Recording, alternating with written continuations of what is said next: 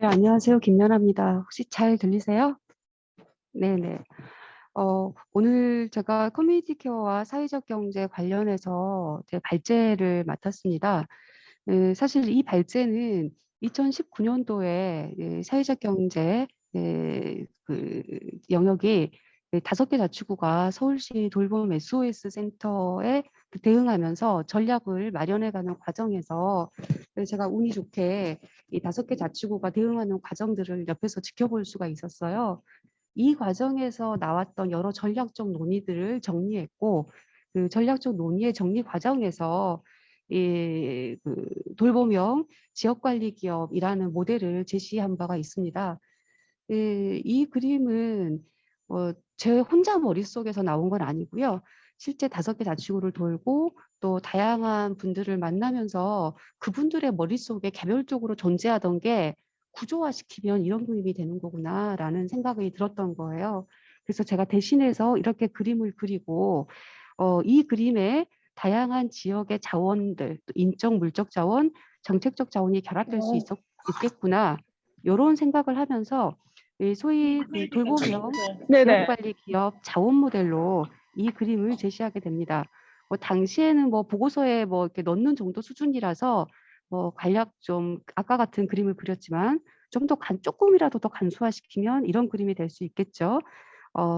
사실 이미 돌봄 시장도 그렇고 또 노인 돌봄 서비스도 마찬가지로 개별 기업이 하나의 서비스만 제공하는 것으로는 사실상 사회적 경제 기업이 살아남기가 어렵죠.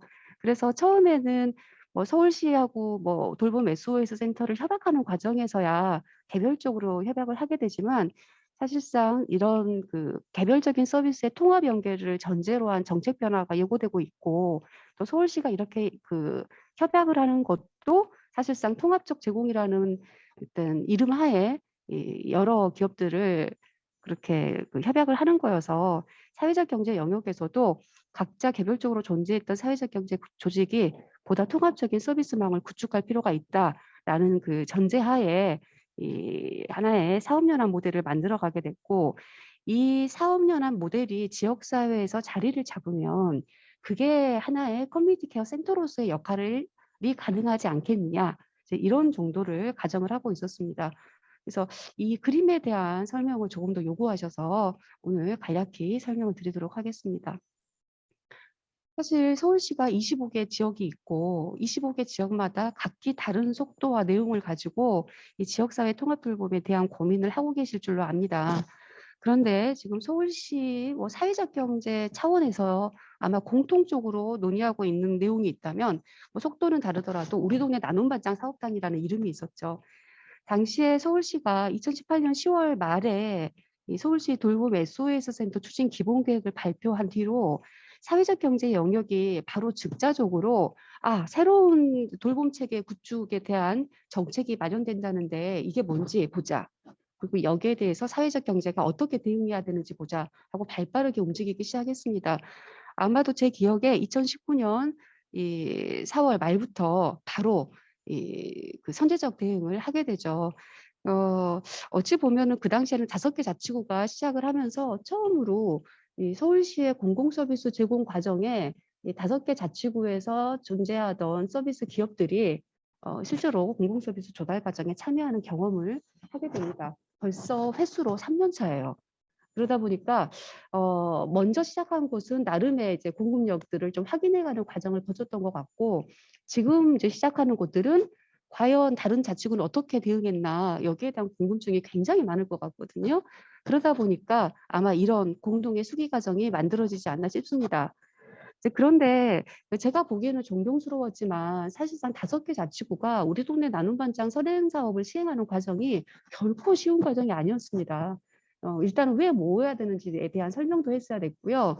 또 실제로 뚜껑을 열어보니 우리가 가지고 있는 공급력이 그렇게 강하다는 생각도 안 들었어요.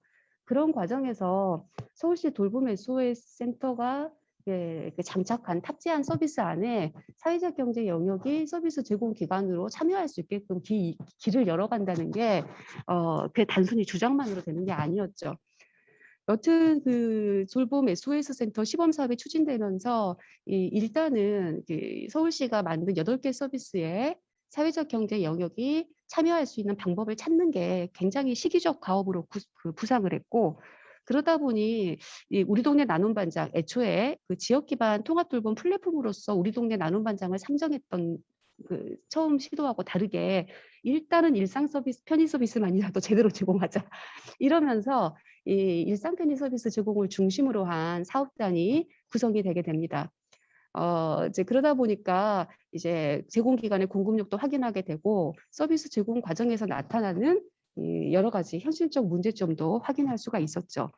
지금은 차츰 서비스 제공 기관들의 생산성을 어떻게 높일 수 있을까? 어떻게 역량 강화를 할 수 있을까? 이런 것도 좀 논의되게 이르렀고, 지난 1년 동안에는 지역 단위에서 도저히 해내기 어려운 다양한 문제들 어떻게 광역 단위에서 지원하고 해결하는 게 훨씬 더 효율적일 수 있을까? 여기에 대한 고민을 하게 된 것 같습니다. 아무튼 현재 나눔 반장은 일상 편의 서비스 제공 창구로서 이제 기능하는 곳이 훨씬 다수지만은 사실상 느끼는 한계들이 굉장히 많은 것 같아요. 왜냐하면은 원래는 우리가 하려고 했던 게 이렇게 서비스 제공 기관의 단일 창구였나? 이런 의문도 생기기도 하고, 이러면서 이렇게 콘소시엄으로 이미지가 고착되는 게 맞나? 이런 고민도 하시는 것 같고요. 또 지역사회에 돌봄 필요라는 게 단지 그 8개 서비스에 제한되는 것이 아닌데, 우리는 다양한 건강에 관련한 생활, 다양한 돌봄, 정서, 문화, 교육, 상조 서비스까지 다양한 생활 서비스를 제공하는 사회적 경제 자원들이 상당수 존재하는데, 이런 분들이 지역사회 통합돌봄 체계 안으로 안 들어오는 거죠. 우리가 정책이 하는 것만 지원 사업 받아서 하는 기관이면 굳이 사회적 경제 연리는 없잖아요. 이러다 보니까 각 자치구마다 또 이게 그 주체들마다 고민이 많은 것 같습니다. 그러다 보니 지역사회 다양한 돌봄 필요에 대해서 어떻게 통합적으로 대응할 수 있을까? 어떻게 지역마다 서로 역량도 다르고 자원도 다르고 속도도 다른데 어떻게 하면 각자의 경험을 공유하면서 논의할 수 있을까? 이런 고민이 구체화되어 가고 있고, 현재는 이 사회적 경제 주체들이 자체 전략 수립을 가시화하고 있는 단계에 조금씩 이르기 시작하는 것 같습니다. 우리는 이제 몇 가지 기억을 할 게 있죠. 서울시마저도 사실 처음에 시작했던 서울케어가 이 사회적 경제를 지금처럼 서비스 제공 업체로 기관으로 한정해서 보고 있지는 않았던 것 같아요. 처음에 이제 돌봄 SOS 센터가 만들어질 때만 하더라도 이 우리 동네 나눔 반장, 즉 사회적 경제가 우리 동네 나눔 반장이라는 브랜드를 내세우면서 이 서울 케어를 만들어 가는데 굉장히 중요한 중심 가업으로 돌봄 공동체를 만드는 주체로서 우리 동네 나눔 반장이 상정이 됐었죠. 그리고 아예 비전 체계에 굉장히 중요하게 그 내용이 들어가 있었습니다. 주민 마을 중심의 돌봄 체계를 구축하겠다고 말이죠. 그래서 그 중점 과업이 돌봄 SOS 센터가 있다면 또 다른 또 하나의 중점 과제로 우리 동네 나눔 반장 사업단이 분명히 있었어요. 그런데 이게 사업이 진행되는 과정에서 어느샌가 사라지고 이 서울형 커뮤니티 케어에 대한 고민이 여전히 혼재한 가운데 돌봄 SOS 센터는 비전 체계를 그냥 돌봄 SOS 센터가 뭐 하는 곳인지 여기에 대한 기능적 사업을 정리하는 쪽으로 바뀌었고요. 이 서울시 계획이 부재한 상태에서 지금 현재 사회적 경제 영역은 별도의 통합돌봄 체계 구축에 대한 고민에 들어가고 있는 게 현실적인 사실입니다. 사실 정부가 지금 지역사회 통합돌봄을 추진하고 있는데, 정부가 추진하고 있는 지역사회 통합돌봄은 현재 16개 기초자치단체에서 선도사업을 추진하고 있고요. 이 서울시는 그것과 다르게 서울시는 우리 나름의 성인 돌봄 체계 구축할게 하면서 시작한 게 돌봄 SOS 센터입니다. 이 서울시 같은 경우는 착동을 좀 완성시킨다는 그런 계획하에 공공이 직접 서비스를 전달할게 요걸 목적으로 삼고 있어요. 그래서 이 동자치센터 내에 이 복지 2팀에 돌봄 SOS 센터라는 새로운 부서 체계를 만들어서 여기에서 각 동마다 8개 서비스를 제공하는 시스템을 구축하는 거였죠. 즉 공적 전달 체계를 개편했다고 보시면 되겠습니다. 반면 지역사회 통합돌봄은 정부가 추진하고 있는 지역사회 통합돌봄은 이 공공 서비스를 확장하자는 취지하고는 사뭇 다른 형태로 전개가 되고 있습니다. 앞으로 2026년이면 우리나라가 초고령 사회로 진입하게 될 텐데, 지금과 같은 이 정부와 사회복지기관 중심의 서비스 공급 체계로는 한계가 있을 수밖에 없다는 문제의식에서 지역사회 통합돌봄, 즉 커뮤니티 케어가 나온 것이죠.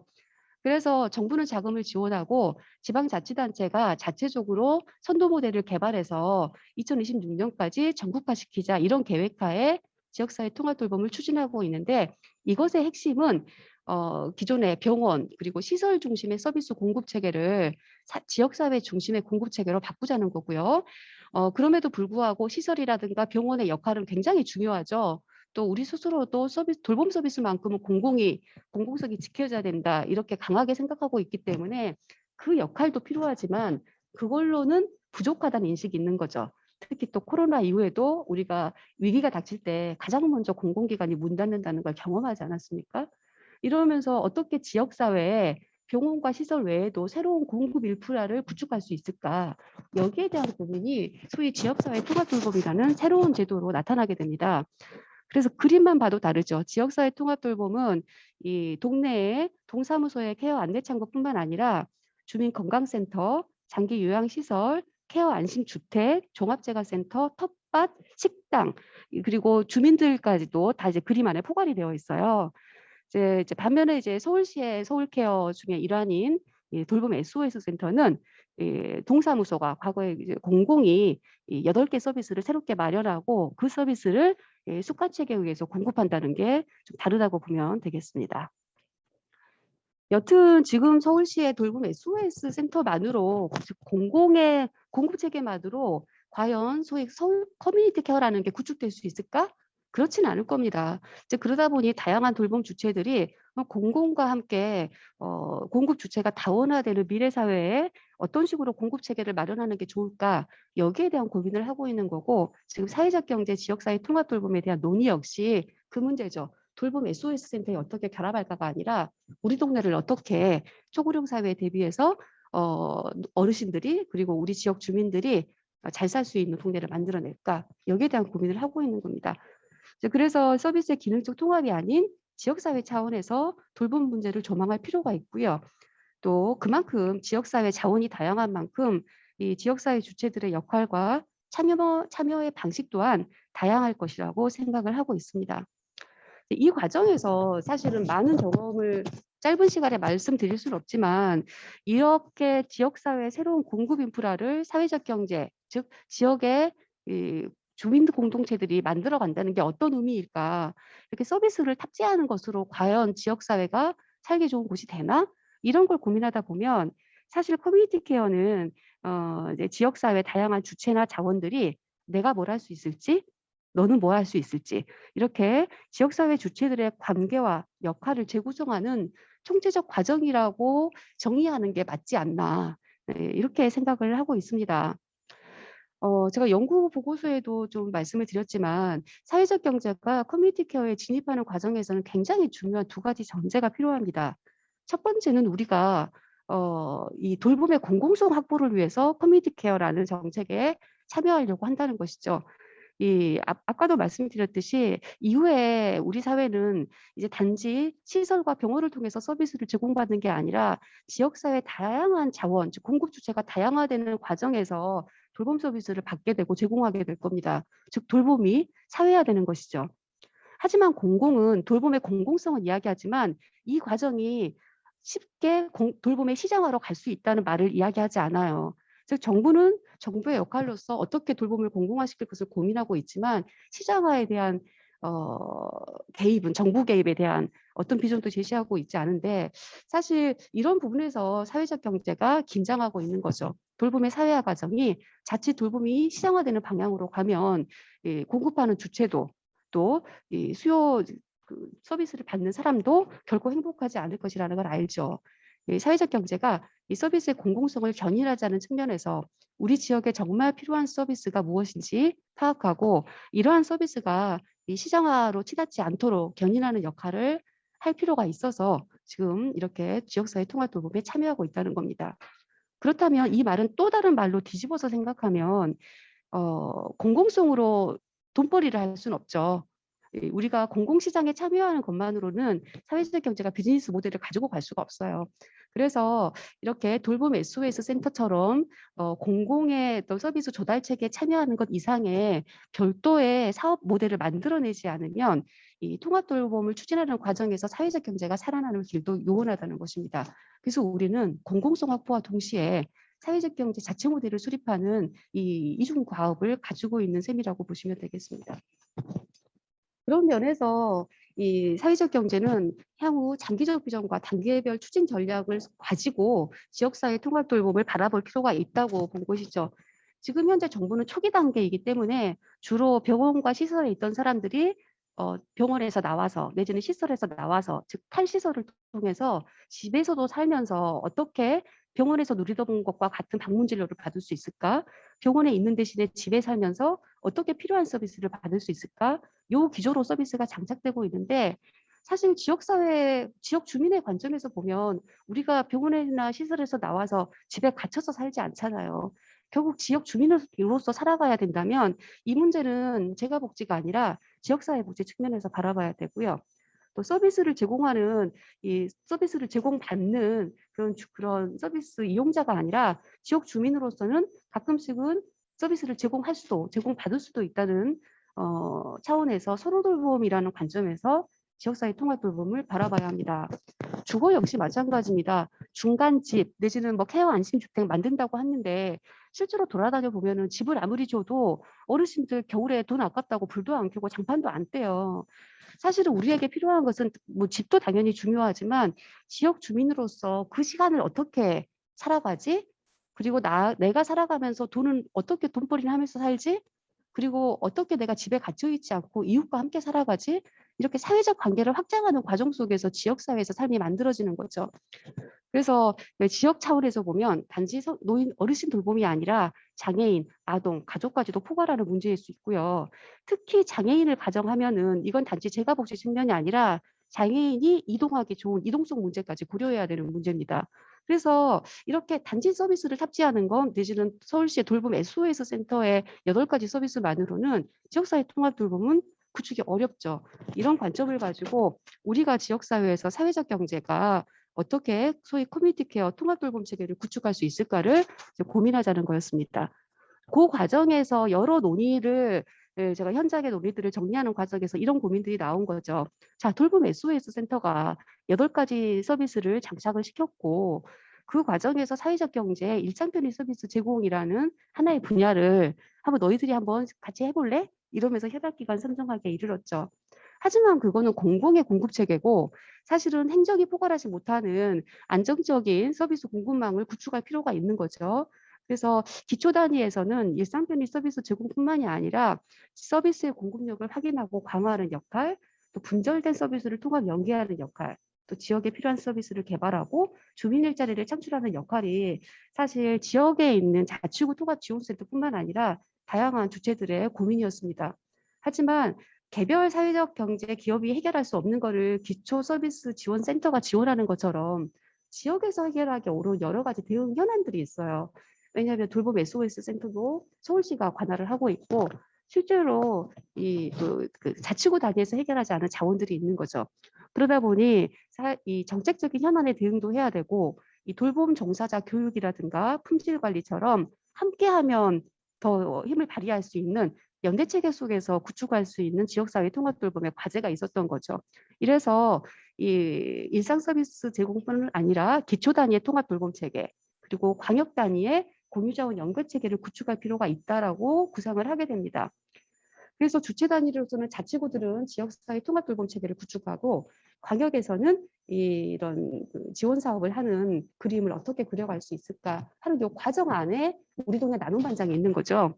그래서 이 우리 동네 나눔 반장은 자치구에 따라서 아직 네트워크가 활성화되지 않은 곳도 있기 때문에 네트워크를 활성화시키는 단계에 있는 자치구도 있고 우리 동네 나눔 반장 사업단이 이 일상 편의 서비스를 제공하는 곳도 있고 어떤 곳은 우리 동네 나눔 반장이 이미 일상 편의 서비스 제공을 넘어서서 다양한 시민사회단체나 사회복지기관들이 같이 합류해서 지역의 돌봄 문제를 논의하는 곳들도 있습니다. 오늘 발표할 마포나 은평처럼 나름의 당사자 조직체 비즈니스 모델을 어떻게 구축하고 어떻게 발전 전략 수립을 고민할지 그 고민까지 나가고 있는 이제 자치구들도 있는 거죠. 여튼 이 과정에서 작년에 초에 이제 광역추진단도 구성되면서 돌봄 SOS 현안에 대응하고 정책 개발하고 제안하는 형태로 이 체계가 꾸려진 것으로 알고 있습니다. 예컨대 그런 거죠. 이제 식사 지원 서비스의 먹거리를 개발하거나 코로나19 때문에 이제 공백이 생긴 공동 배송 문제를 어떻게 해결할까? 또 뭐 SH라든가 LH에서 공동 매입 임대주택이라든가 이런 곳에 사회적 경제가 뭔가 좀 그 수리 이런 부분에 주거 편의 서비스를 제공할 수 있어 할 때 SOS 서비스를 떠나서도 그렇다면 우리 지역에 있는 주거 편의 서비스 업체들을 모아서 공동의 공급력을 가지고 가보자 이런 것들을 논의할 수 있는 거죠. 즉 새로운 사업 비즈니스 모델을 개발할 수 있는 겁니다.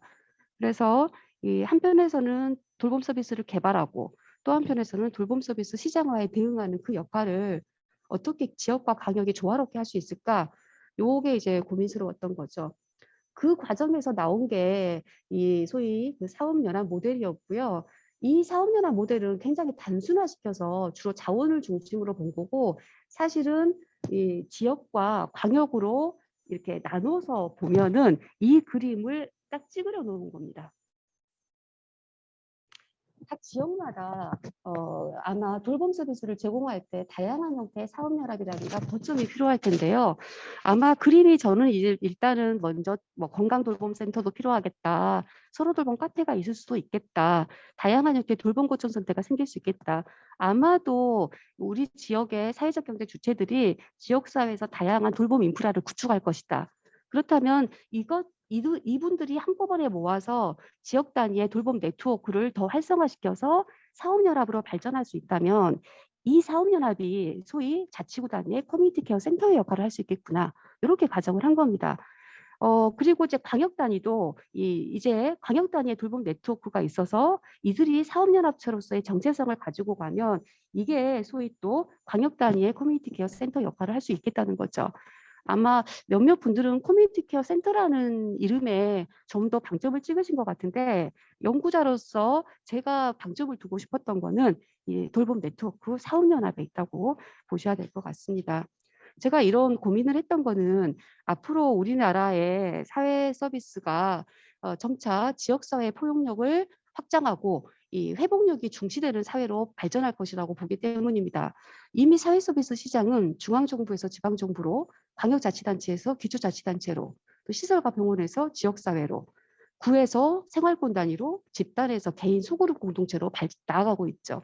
이걸 가장 잘할 수 있는 게 사회적 경제 영역인 거고요. 이렇게 돌봄 거점 센터를 만들어내는 과정에서 경력 단절 여성이라든가 청년들, 정기노인들의 돌봄 일자리가 많이 생길 수 있다고 봤어요. 그래서 지역 단위에 뭐 15분, 30분 이내에 필요한 돌봄 거점 센터가 생기면 가정에 있는 사람들이 나와서 그 주간보호 서비스나 돌봄 카페, 헬스케어 여러 가지 공동체 활동을 하게 되고요. 또 집에서의 서비스가 필요한 사람은 방문 건강관리나 재가 서비스, 생활 지원 서비스를 이용할 수 있는 체계를 구축할 수 있지 않을까. 또 이런 게 모델이 없는 게 아니라 일본의 뭐 소규모 다기능 주택 같은 실질적인 실행 모델이 있기 때문에 우리나라에서도 충분히 가능하다고 본 것입니다. 그래서 이런 과정들, 즉, 이 자치구 단위에서는 거점 기능과 방문 서비스 기능이 결합한 생활권 단위의 여러 돌봄 거점 센터들이 생기고, 또 이 자치구를 모아낸 지역 돌봄 네트워크 사업연합이 지역 돌봄 사업을 개발하고 자치구 돌봄 인프라를 구축할 수 있겠다. 그리고 이 광역 단위에서는 서울형 커뮤니티 케어 전략을 수립하고 협업 사업을 개발하고 돌봄의 인력 양성이라든가 품질 관리를 담당한다면 이 서울시의 공공 서비스를 조달하는 사회연대 경제 모델이자 자율적 비즈니스 모델로서 성장할 수 있지 않겠느냐라는 가정하에 이 돌봄형 지역관리회사, 즉 사업연합 모델로서의 돌봄형 지역관리회사 모델을 제안했던 겁니다. 제가 단순한 네트워크를 뛰어넘고 사업연합 모델을 제안한 것은 서비스의 공공성은 확립될 필요가 있고 굉장히 책임성과 전문성이 요구되는 분야여서입니다. 저희가 이제 제안하고 있었던 돌봄형 지역관리 모델은 단순한 우리 동네 나눔반장이나 돌봄 네트워크가 아니라 그 발전 모델로서 지역 기반 협동조합 복합체입니다. 단순한 협약 관계가 아니라 공동의 비전과 규약을 가진 그리고 공동의 운영 원리를 가진 경제 공동체여야 된다고 생각을 했고요. 여기에 사회적 경제 기업뿐 아니라 비영리 조직, 자치 조직, 사회복지 법인 등을 포괄하는 여러 지역화 사업의 주체들이 들어와야 된다고 보았습니다. 제가 커뮤니티 케어를 지역사회 다양한 주체와 자원들의 관계와 역할을 재구성하는 총체적 과정이라고 정의를 내렸었는데요. 바로 이렇게 사업의 주체가 다양화되기 때문에 이들이 뭘 할 수 있을지, 함께 네트워크에 살 수 있는 일이 뭔지가 구체화되지 않으면 이런 사업 연합 모델이 현실화되기는 어렵다고 본 거죠. 그래서 다양한 과제들이 있을 거라고 이제 생각을 합니다. 그 중에서도 요즘에 이제 좀 중요하게 생각하는 이제 과제로는 먼저 돌봄 종사자 양성과 교육을 하는 교육센터가 방역 단위에 설립이 될 필요가 있겠다. 지역의 문제는 지역의 속도에 맞게 모델을 개발하실 문제이기 때문에 제가 감히 지역에 대한 이야기를 하기는 좀 어려울 것 같고요. 이제 그동안 1년 동안 광추위가 운영돼 오면서 좀 필요성을 느꼈던 건 교육센터입니다. 일단 민간의 돌봄 교육 시스템을 구축하고 이 자격 이수 프로그램을 운영하는 표준 교육 과정을 개발해서 사회적 경제가 사회 서비스원과 동등한 위치에서 이 민간의 사회적 경제 서비스의 질을 담당하는 역할을 할 필요가 있겠다라고 생각을 했던 거고요. 당연히 이제 공동체를 조성하고 사회적 경제 조직화하는 과정도 같이 있겠죠. 특히 앞으로는 사회복지사뿐 아니라 또 요양보호사뿐 아니라 새로운 직업군으로서 돌봄 코디네이터 양성이 저는 필요하다고 보고 있습니다. 바로 여기에 이제 기존에 우리가 지금 1년 동안 활동해온 광역 추진단이 교육분과가 마련이 됐는데 이 교육분과가 돌봄 종사자 교육센터로 성장할 수 있지 않을까 이렇게 생각을 하고 있고 여기가 이제 전문화되면 자치구의 주민기술학교를 확장 연계하는 방안 또 뭐 같이 살림 프로젝트의 경험을 공유하는 방안 기존의 자치구 통합지원센터가 계속 기본 사업으로 해왔던 사회적 경제 설립 및 밀착 지원 이런 부분과 연계하다 보면은 돌봄 종사자를 양성하고 교육하는 하나의 센터 역할을 할 수 있지 않을까 이렇게 생각하고요. 단지 교육만 아니라 서비스 표준화와 질 관리를 통해서 품질 관리 인증제를 우리 스스로가 운영할 수 있도록 그리고 이 인증이 주민들에게도 확실하게 신뢰를 받을 수 있는 대표적인 마크로 작용할 수 있도록 관리를 해야 된다라고 생각을 하고 있습니다. 그리고 서울시 공동배송 사업단 운영도 광역이 지역에 있는 돌봄 네트워크를 지원하기 위해서 꼭 필요한 작업이라고 생각을 합니다. 언택트 시대에 돌봄 SOS 식사 지원 서비스 배송 문제부터 해결을 하고 또 권역별 지역별 배송 체계를 구축하고 또 공공배송이 돌봄 SOS 센터의 시장 지원 서비스만 있는 건 아니기 때문에 다양한 형태로 시장을 확대하는 것도 이 공공배송 사업단이 해야 될 역할이라고 봅니다. 뭐 곡물상권 활성화 사업하고도 연계가 가능하고요. 마치 공공구매 사업단처럼 공동배송 사업단이 지역 경제를 활성화시키는 배송 문제 해결을 중심으로 어떻게 배송이라는 사업 모델을 개발할 수 있을까 여기에 대한 고민도 해내야 된다고 생각을 하고 있습니다. 그리고 역시 지역의 거점 공간 조성 사업은 핵심 사업이 되어야 된다고 봅니다. 퇴직 간호사, 격려 단절 여성, 청년들이 함께 참여해서 이 다양한 형태의 돌봄 거점 센터를 만들어낼 수 있다고 봅니다. 그 지역의 필요에 따라 어르신들이 와서 건강 관리를 할 수도 있고 아니면 아동이 같이 와서 숙제를 같이 할 수도 있고 뭐 카페라든가 수술 치킨으로 운영될 수도 있고 다양한 형태의 동단위의 돌봄 거점 센터가 마련될 수 있다고 보는 것이죠. 바로 이러한 그림을 통해서 이 네트워크가 활성화되고 이 네트워크가 책임 있는 사업연합으로 발전한다면 그때 우리가 지역사회에서 사회적 경제가 이런 거구나. 사회적 경제가 굉장히 책임 있게 사업 서비스를 제공하는 이 주민들의 돌봄 공동체로서 제 역할을 할 수 있겠구나. 그리고 지속 가능하겠구나. 이런 식의 그림을 좀 가지고 갈 수 있지 않을까 이런 바람이었고 글쎄요 저는 이제 연구자 입장에서 어떻게든 현장에서 고민하시는 분들의 의견을 모아서 대신 이렇게 구조화하는 작업을 해봤는데 이게 지역마다 어떤 형태로 나타날지는 잘 모르겠어요. 아마도 그래서 고민이 많으신 걸로 알고 있고 각각의 강점과 할 수 있는 역량들을 모아서 자기의 속도를 가져가는 게 중요하지 않을까 싶습니다. 뭐 지금 화면에 있는 거는 뭐 예전에 뭐 광진에서 그렸던 그림 그리고 현재 은평에서 생각하고 있는 그런 그림 이런 것들을 좀 따오면서 정말 지역에서 어떤 그림이 나올 수 있을까 좀 굉장히 저도 궁금한데요. 여러분들이 뭐 오늘부터 이렇게 한 달에 한 번씩 각 자치구마다 어떤 고민을 하고 있는지, 하다 보니 어떤 문제에 부딪히는지 이런 것들을 서로 나누신다고 들었어요. 그래서 이 앞으로 우리가 경험해야 될 문제일 수도 있고, 또 먼저 경험하신 분들은 이 과정에서 어떻게 헤쳐나갔는지를 이런 그 사례 회의를 통해서, 수기 과정을 통해서 서로 공유하면 우리 나름의 커뮤니티 케어 모델이 만들어질 수 있지 않을까 싶습니다. 현장에서 화이팅 해주십시오. 감사합니다.